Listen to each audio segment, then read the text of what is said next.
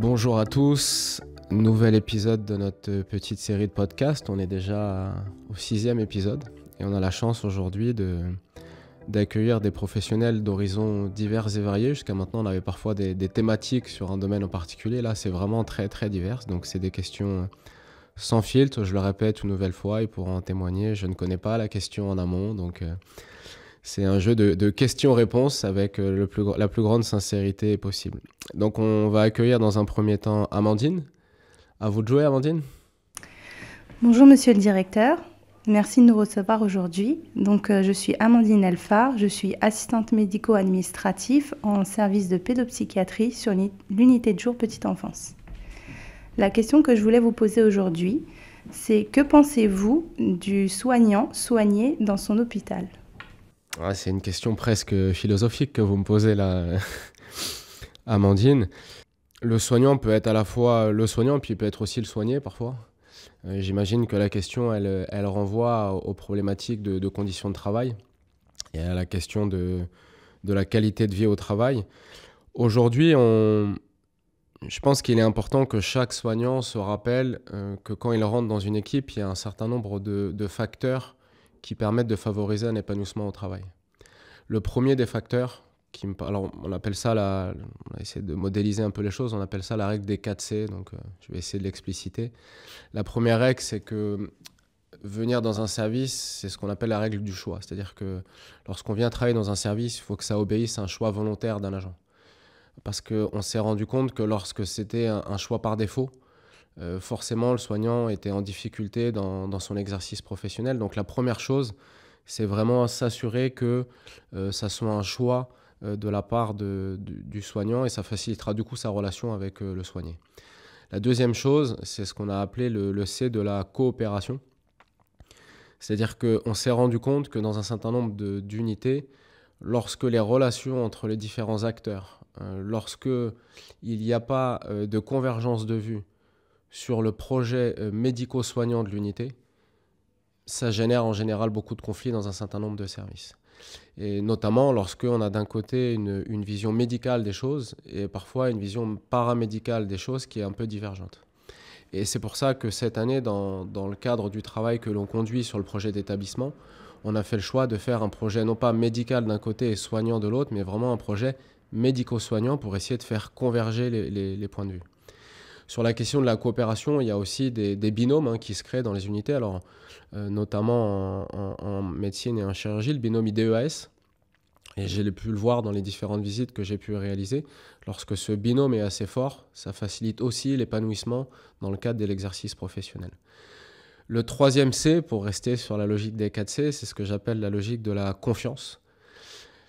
Je vais dire les choses de manière très directe, on se supporte tous de plus en plus difficilement. La vie en collectivité devient de plus en plus difficile. Et donc mécaniquement, le travail collectif devient de plus en plus difficile. Pourquoi ? Parce qu'il y a beaucoup de frustrations qui émergent. Et si on ne crée pas des sas qui permettent de gérer ces frustrations, alors inévitablement, on se retrouve avec des tensions qui montent progressivement dans les unités et que lorsque la tension n'arrive pas à un moment donné à s'évaporer, à être purgée lors de discussions claires et objectives, alors en général, ça génère des conflits et donc une qualité de vie au travail assez compliquée. Dans certaines unités, par exemple, lorsque je fais mes visites, il y a des unités où toutes les semaines, à un jour fixe, à heure fixe, tous les agents présents doivent venir et doivent dire une chose positive qu'ils ont constatée sur la semaine et une chose négative lorsqu'elles ont été constatées sur la semaine. Et moi, les équipes m'ont dit, ça fait du bien parce que ça nous permet de nous exprimer. Puis une fois qu'on a dit les choses, on passe à autre chose. Et derrière, on peut travailler de manière beaucoup plus sereine. Le dernier C, pour boucler la boucle des 4 C, c'est ce que j'appelle la capacité. C'est-à-dire notre capacité collective à faire en sorte que lorsqu'on s'est mis d'accord sur une organisation de soins, on soit en capacité de l'exercer tous les jours. Et donc là, ça renvoie à la question du nombre de soignants. Et donc notre capacité aujourd'hui à faire en sorte qu'on soit en nombre pour que l'organisation de soins soit adaptée à la prise en charge. Et dans l'hypothèse où on n'est pas en nombre, alors dans ce cas-là, revoir les organisations et notamment revoir le capacitaire pour que du coup, on soit suffisamment en nombre pour prendre en charge les soignés. J'espère avoir été clair avec ma règle des 4C et répondre à la question des des relations soignants-soignés, avec un point complémentaire, c'est lorsque vous avez un décès qui est très fort, il arrive à compenser les autres C qui sont moins forts. Et inversement, lorsque vous avez que des C moyens où il y en a un qui pose problème, il contamine les autres et en général, on se retrouve avec une situation explosive dans une unité. On va passer du coup à Pierre. Bonjour Monsieur le Directeur, donc, je me prénomme Pierre, je travaille dans le service hôtellerie environnement, donc communément appelé la blanchisserie, depuis un peu plus de 3 ans et demi. Notre question à moi et mes collègues concerne la logistique. Donc, à ce jour, on est organisé dans un hôpital pavillonnaire, donc pour la logistique. Quelles seront les améliorations prévues dans un monobloc? J'ai des questions compliquées ce matin. La logique de passer d'un circuit pavillonnaire à un circuit monobloc, ça a une vocation, c'est d'optimiser un peu les flux. Avec une difficulté, c'est que lorsqu'on passe d'un extrême à un autre, il y a forcément un temps d'ajustement nécessaire. Alors, en termes de logistique pure, je n'ai pas de réponse, moi, personnelle à apporter sur les aspects techniques du quotidien. Ce que je sais, c'est que si je prends des exemples qui dépassent la logistique, la lingerie, mais je prends des exemples liés notamment au brancardage.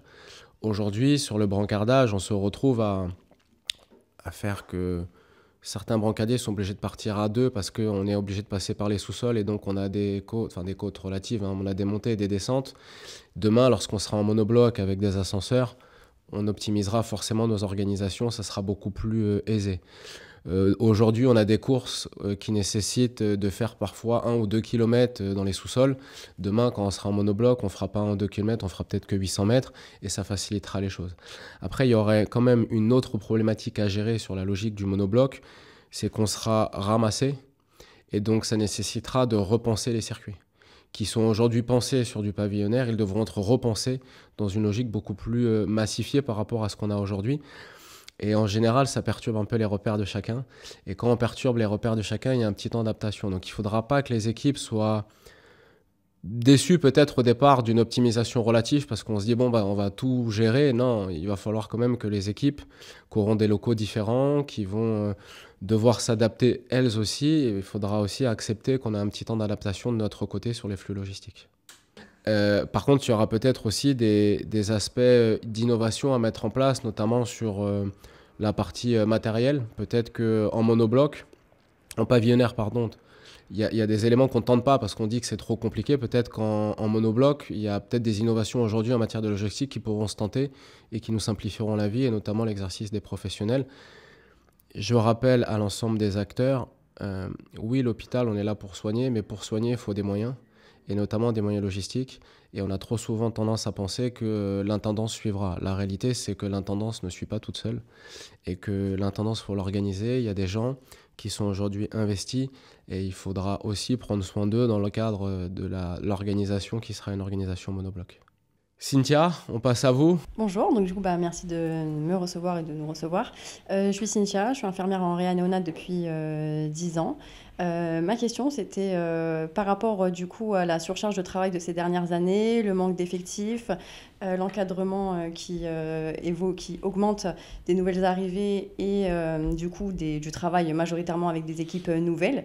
Qu'est-ce que vous proposez aux anciennes pour les motiver à rester et du coup à on va dire améliorer un peu les conditions de travail de celles-ci? Là, on rebascule sur des aspects plus de ressources humaines. Je pense que la motivation, elle peut s'apprécier en général, enfin, c'est ce qu'on dit, elle s'apprécie à travers deux aspects. Il y a une question financière, et puis après, il y a des aspects autres que des aspects financiers.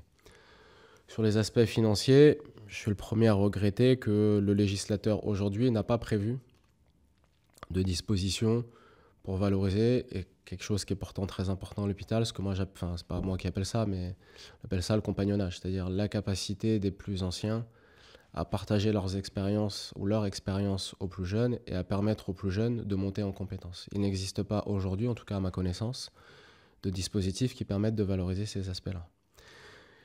Et je l'ai déjà dit sur certains podcasts, je ne suis pas là pour réinventer la loi, donc moi je ne vais pas inventer des primes qui n'existent pas.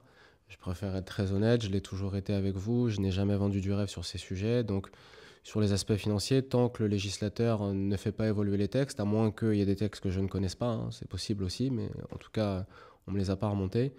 Il n'y aura pas d'aspect financier autre que, éventuellement, si ça nécessite de la présence en plus du temps de travail et donc la génération d'heures supplémentaires, le paiement d'heures supplémentaires sur ces aspects. Moi, quand je fais la visite des différents services, le constat que je pose et les remontées qui viennent des équipes, certes, la question financière est importante, hein, il ne s'agit pas de la négliger, mais aujourd'hui, quand même, les équipes sont très attentives à plein d'autres sujets que de la question financière. Et parmi les sujets, il y a un point important, c'est notre capacité ou disons, la reconnaissance qu'on peut avoir à un moment donné dans un projet collectif. Et je pense que par rapport à votre question, un des sujets majeurs qu'il faut qu'on arrive à travailler dans l'institution, c'est notre capacité à valoriser les gens qui s'investissent dans l'institution. Parce qu'en réalité, quand on dit les plus anciennes qui aident les plus jeunes, je renvoie ça, moi, à la capacité des plus anciennes à s'investir dans une institution. Et là, aujourd'hui, je pense qu'on a beaucoup de travail à faire pour valoriser cet investissement. Alors, qui peut être à divers titres, hein, soit au titre d'un droit d'accès facilité à certaines formations, qui peut être un élément, à une valorisation ne serait-ce que verbale, ou au fait qu'on vous donne le leadership sur un certain nombre de projets transversaux dont on vous donne la responsabilité. Et je pense que c'est des éléments sur lesquels il faut qu'on travaille. Et là, on a créé une direction de l'innovation avec l'ambition justement de retravailler tous ces aspects managériaux. Et avec cette idée, on travaille aussi le projet managérial à l'échelle de l'institution, c'est de trouver les leviers un peu innovants pour valoriser cet investissement des plus anciennes. Avec un autre élément que je trouve important, c'est que aujourd'hui, quelqu'un qui s'investit dans un projet collectif, notre rôle, c'est que ce projet collectif arrive à terme. Il n'y a rien de pire que de demander aux gens de s'investir et que le projet bloque parce que l'institution a du mal à faire en sorte que le projet avance. Et je pense que la première des reconnaissances, et c'est ce qu'on essaie de mettre en place à l'échelle de l'institution, c'est de faire en sorte que nos organisations permettent aux gens qui s'investissent et qui ont des projets et qui valorisent des projets de les voir arriver à terme et qu'ils puissent au moins voir le fruit du travail d'investissement qu'ils ont réalisé.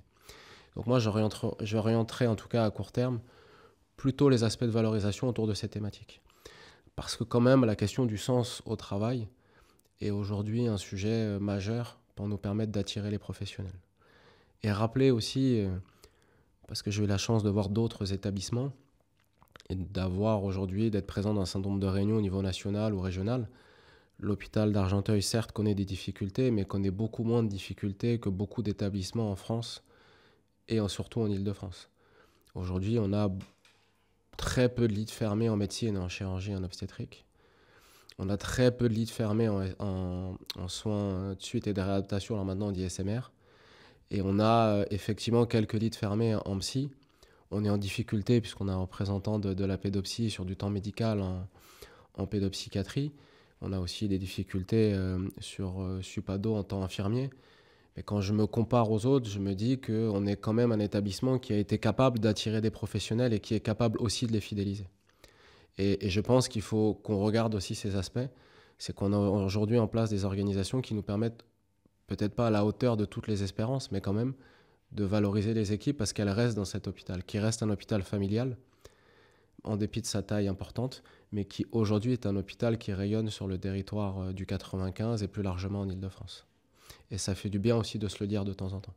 Parce que très souvent, on regarde le verre à moitié vide, mais j'aime bien aussi regarder le verre qui est quand même à moitié plein.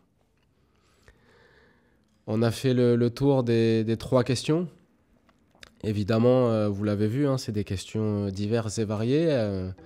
Une plutôt autour des conditions de travail, une toujours en lien avec les conditions de travail, mais sur la valorisation des équipes, et une 3e question plus orientée sur les aspects organisationnels. J'ai essayé de faire de mon mieux pour y répondre de la manière la plus précise possible. Et si tout se passe bien, on aura un podcast numéro 7 le mois suivant. En tout cas, merci à vous d'être venus.